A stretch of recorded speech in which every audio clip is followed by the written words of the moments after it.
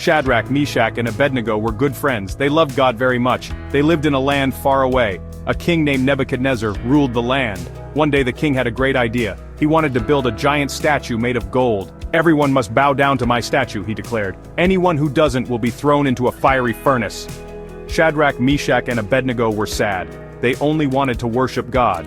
They refused to bow down to the golden statue. When the king heard this, he was furious. "Throw them into the fiery furnace," he roared. The king's servants heated the furnace hotter than ever before. The flames were huge and dangerous. Shadrach, Meshach, and Abednego were afraid, but they trusted God. They knew He would take care of them. The king's soldiers tied up the three friends and threw them into the fiery furnace. The flames were so hot that the soldiers who threw them in were killed instantly. The king watched from his throne. He was shocked by what he saw next. Inside the furnace, Shadrach, Meshach, and Abednego were not burning.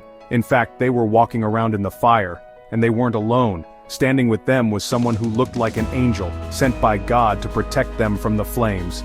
King Nebuchadnezzar couldn't believe his eyes. He leaned forward from his throne and shouted, "Did we not throw 3 men into the fire? But I see 4 men walking around in the fire unharmed, and the 4th one looks like an angel."